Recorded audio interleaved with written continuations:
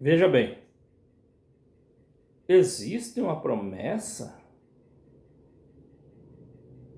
que Elias abriria os selos? Pergunte para você mesmo, pergunte para a Bíblia, consulte a Bíblia, pesquise a Bíblia. Tem isso na Bíblia, que Elias vinha abrir os selos? Porque dizem os branamistas, e segundo a mensagem de William Branham, que o mensageiro de Apocalipse 10:7 e de Malaquias 4 é a mesma pessoa. É a mesma pessoa. Bom, nós temos uma grande confusão aí, certo? Uma grande problemática. Porque Malaquias, nós estamos no Antigo Testamento. E eu pergunto, não só eu pergunto, muita gente pergunta, Malaquias profetizou para quem? Malaquias profetizou para quem? Malaquias disse que Deus enviaria o profeta Elias e ele converteria. Não é restaurar a fé, restaurar a fé, ele converteria o coração dos pais aos filhos e dos filhos aos pais. Aonde que está a escritura que Elias veio abrir os selos? Então, veja só, gente. Malaquias é para os judeus. Malaquias profetizou somente para os judeus. Veja só, ele diz assim, ó, lembrai-vos da lei de Moisés, meu servo, a qual eu lhe dei em Horebe, falando para os judeus. Falando para os judeus. Agora, você recebeu alguma lei de Deus em Horebe? William Branham recebeu alguma lei de Deus em Horebe?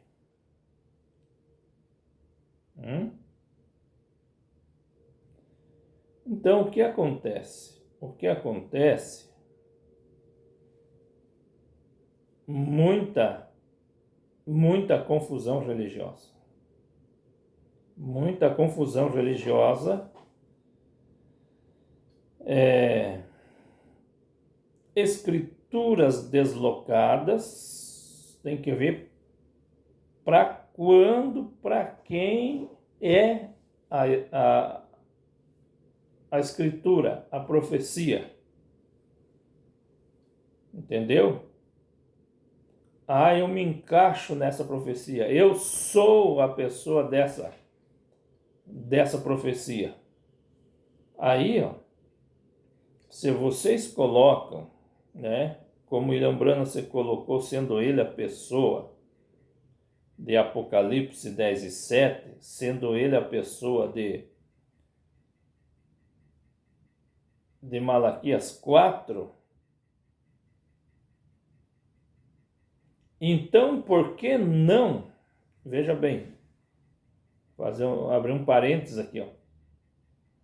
Não estou dizendo, não estou afirmando, mas se tem que crer que William Branham foi o profeta de Malaquias 4, de Apocalipse 10:7, então por que não dizer que Cacau Felipe é Mateus 25:6?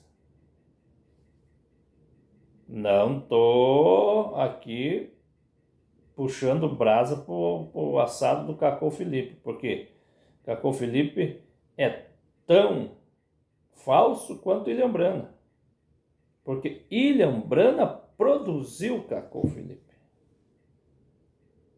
Mas não tem só o Cacô Filipe, vocês sabem. Sabe que não tem só o Cacô Filipe. Tem muitos se dizendo ser o profeta depois de William Branham. Por quê? Porque William Branham deu margem para isso. Deu muita margem. William Branham deu muita margem para isso. Deu muito fundamento para isso. E se vocês quiserem, gente, se vocês quiserem ponderar essas coisas, sabe, a coisa séria, real mesmo, verdadeira, ser conduzido por um profeta, esse profeta teria que ser um profeta vivo. Esse profeta teria que ser um profeta vivo. Não um defunto. Não. Teria que ser, porque Deus nunca guiou o seu povo por um profeta morto.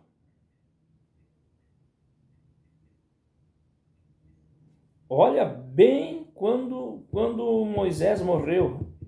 Leiam com atenção o primeiro capítulo e os primeiros versículos do livro de Josué. Deus aparece a Josué, se manifesta a Josué e diz assim: meu servo Moisés é morto. Olha só. Meu servo Moisés morreu. Agora, pois, tu, ó Josué. Você viu? Agora você está incumbido, você tem a responsabilidade de continuar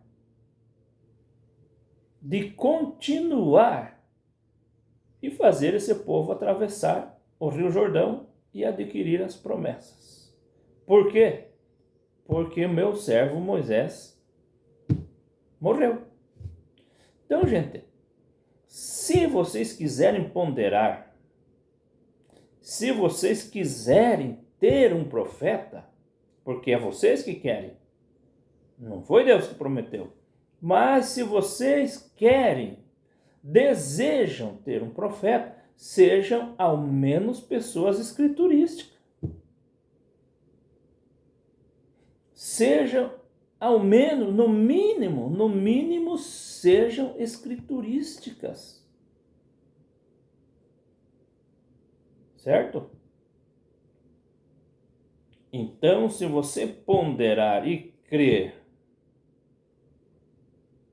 que a mensagem de William Branham foi fiel e verdadeira, é uma mensagem vindicada por Deus, vocês têm que crer que existe um profeta depois de William Branham. Eu não estou puxando aqui brasa para assado nenhum. Eu não creio nessas coisas. Eu já deixei bem claro em outros vídeos que eu até apoiei aí um profeta depois de William Branham. Apoiei por 7 meses o Cacô Filipe. Agora eu pergunto,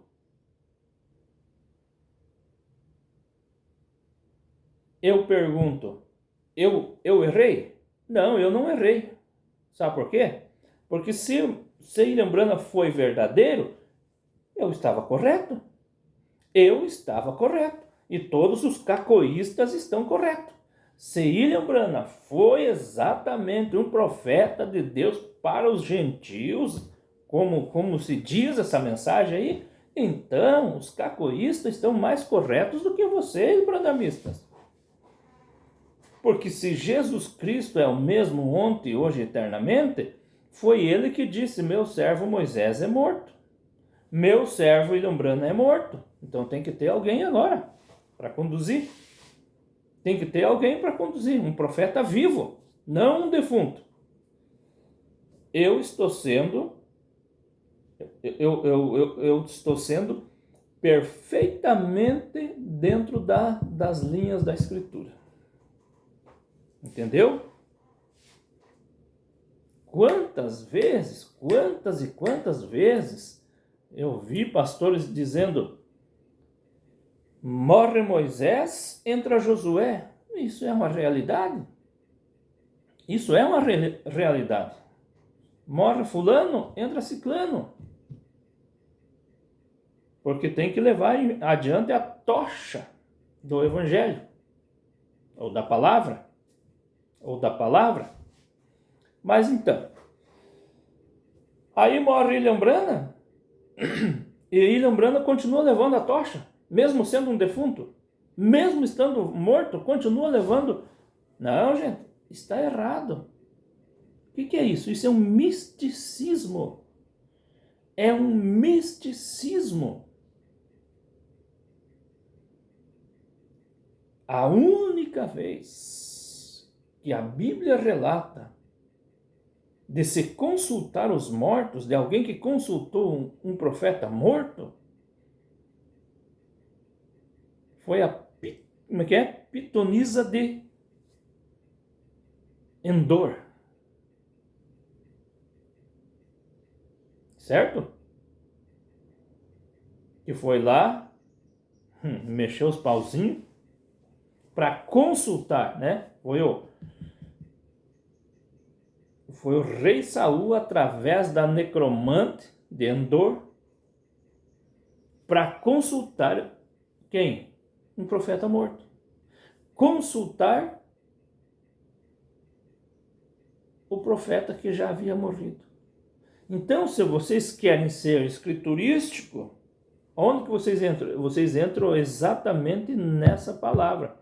Vocês são feiticeiros.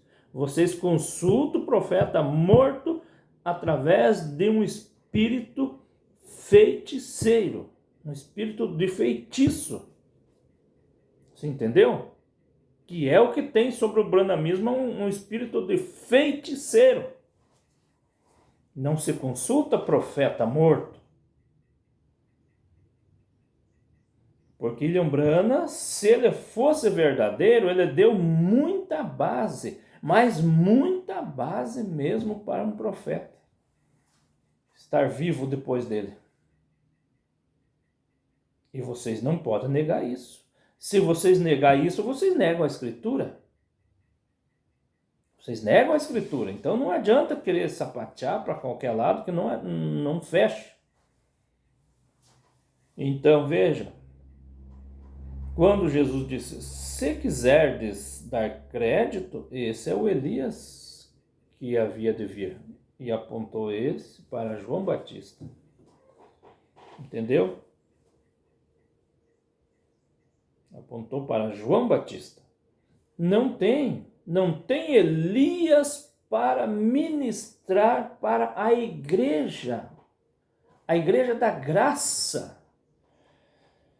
Então veja só, se Elias veio restaurar a fé dos gentios, veja só, a fé dos gentios para a fé apostólica, por quê? Por que Elias?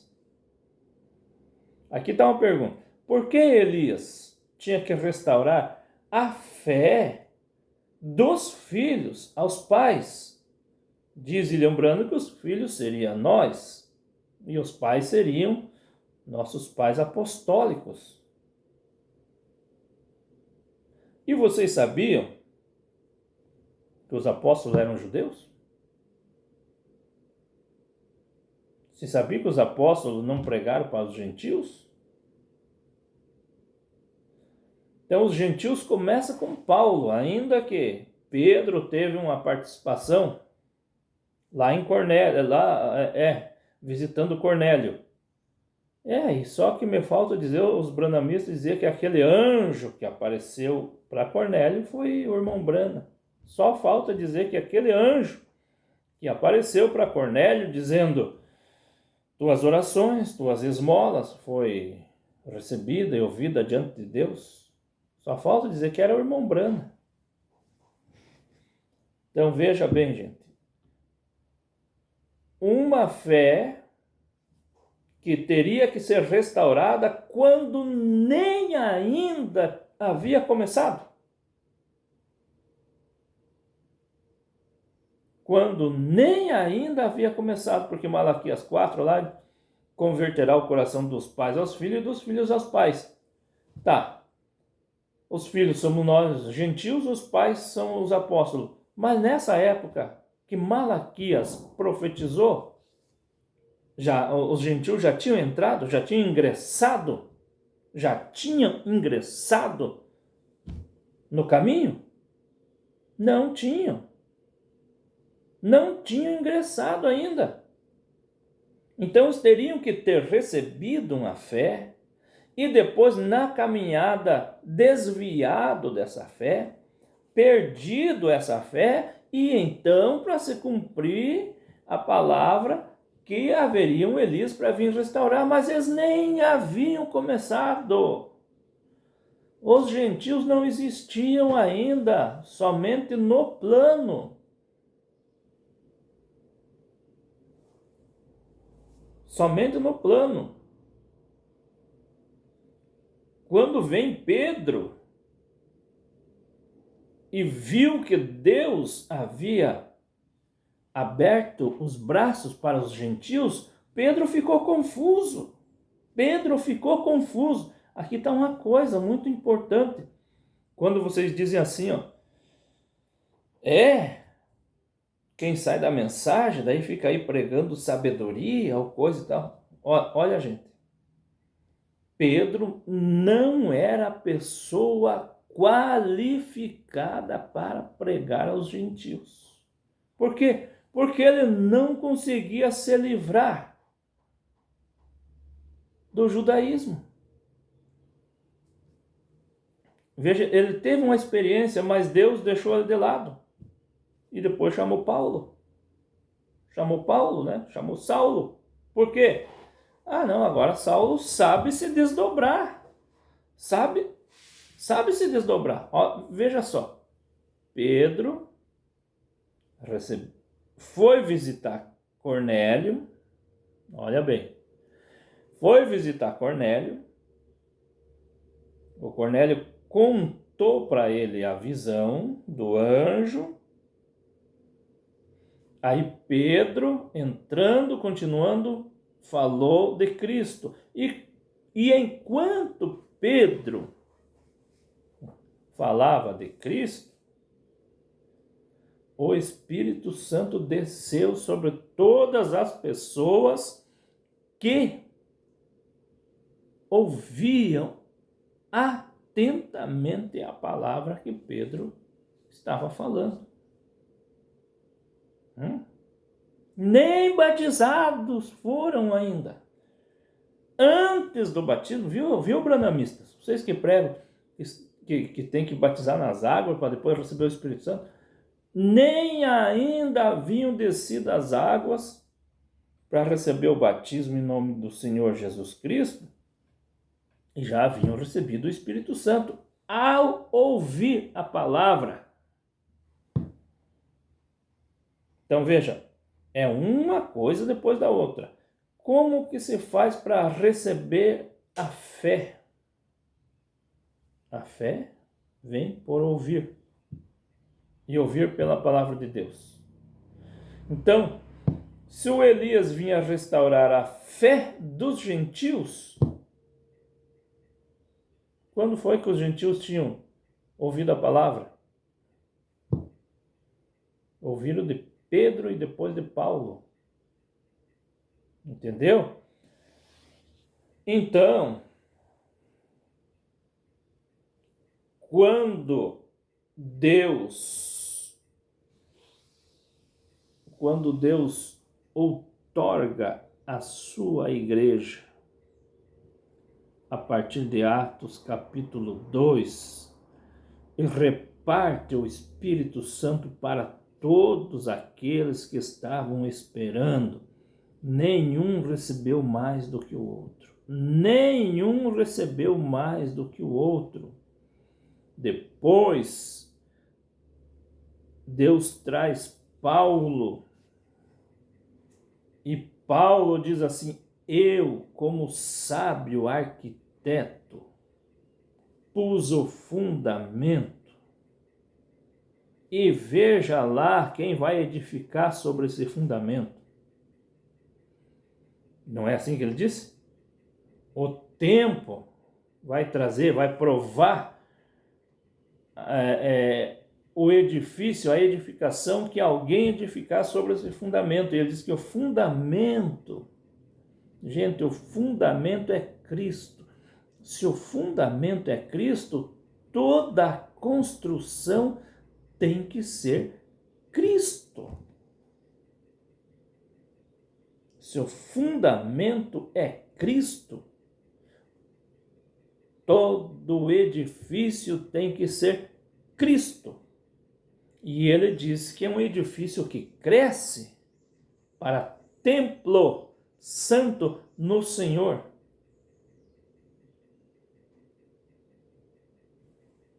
Então é um corpo que cresce, e esse corpo é formado do quê?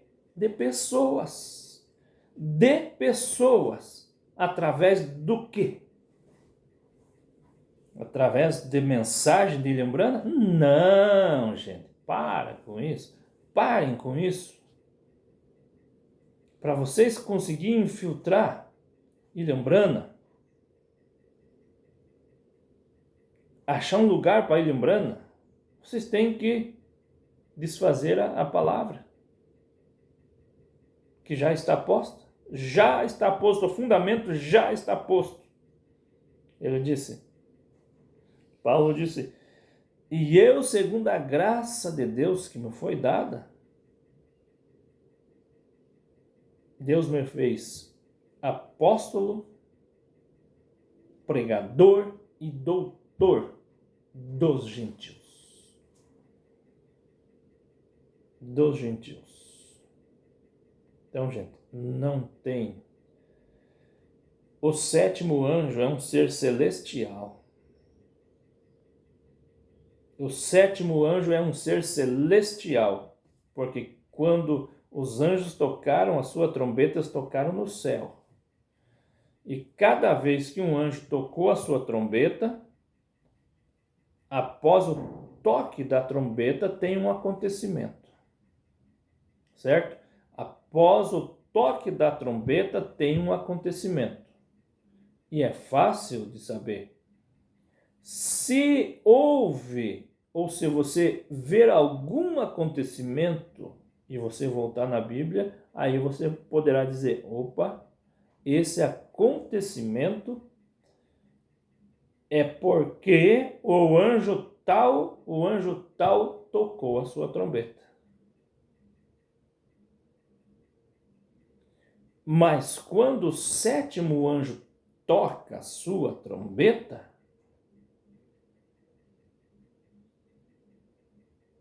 tem também alguns eventos que vêm posterior ao toque da trombeta do sétimo anjo. E tem uma voz que diz, os reinos do mundo voltaram a ser do Senhor nosso Deus e do seu Cristo. Os reinos do mundo serão entregues a Deus depois do toque da trombeta do sétimo anjo. Mas esse anjo é celestial. O sétimo anjo não vem revelar nada, nem trazer revelação nenhuma. Ele apenas toca a trombeta e depois desse toque acontecem algumas coisas, uns eventos, como os anjos anteriores a ele tocam trombeta e depois do toque acontecem eventos depois do toque da trombeta de cada anjo. Então, o sétimo anjo, em Apocalipse 10:7, é um prelúdio. Apocalipse 10:7 é um pré-anúncio. É um anúncio, um pré-anúncio das coisas que acontecerão quando o sétimo anjo tocar a sua trombeta. Porém, o sétimo anjo só toca a sua trombeta depois das duas testemunhas. Então, gente, se o irmão Brana é o sétimo anjo, eu pergunto, como é que ele já tocou a sua trombeta se as duas testemunhas não se manifestaram ainda? Se as duas testemunhas não se manifestaram ainda. Ah, mas é por revelação. Se não tiver revelação, não adianta. Você nunca vai entender a mensagem se não tiver revelação. Revelação não traz confusão. Revelação não traz confusão.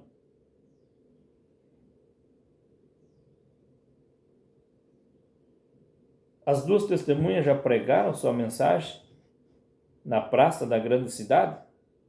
Já pregaram? Mas é por revelação que você precisa crer.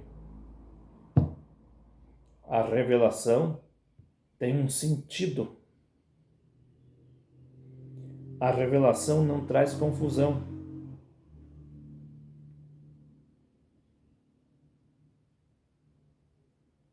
Então o sétimo anjo vai tocar a sua trombeta. Quando?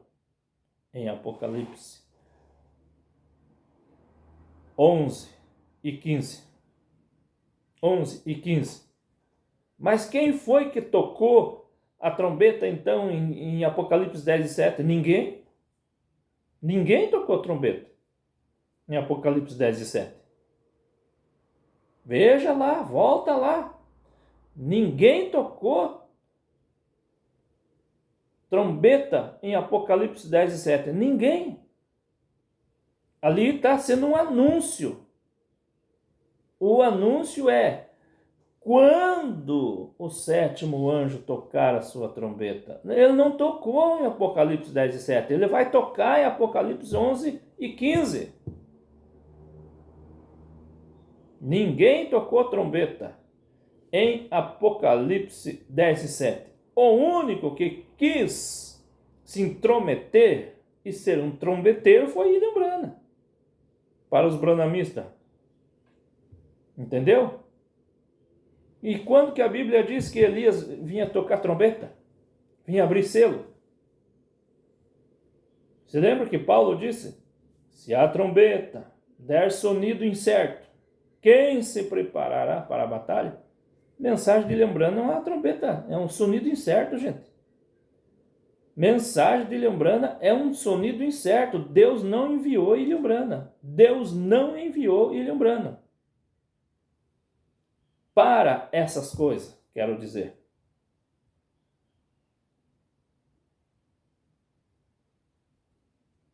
Se Deus enviou William Branham, então Deus enviou Cacau Felipe. E por que vocês não creem em Cacau Felipe, então? Se temos, gente, temos que ser verdadeiro.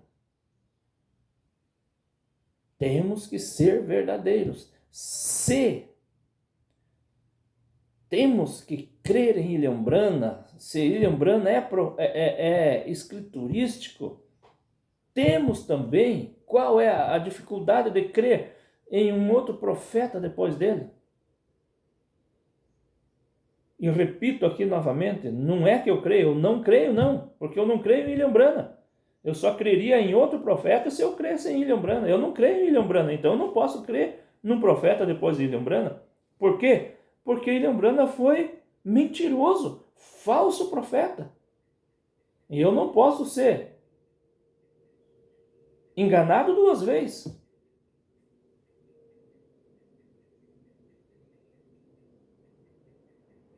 Foi fácil de sair do cacoísmo. Por quê? Porque eu vi que o branhamismo é falso. Então, gente, não tem Elias para restaurar a fé dos gentios. Os gentios nem tinham entrado na graça ainda, quando Malaquias profetizou.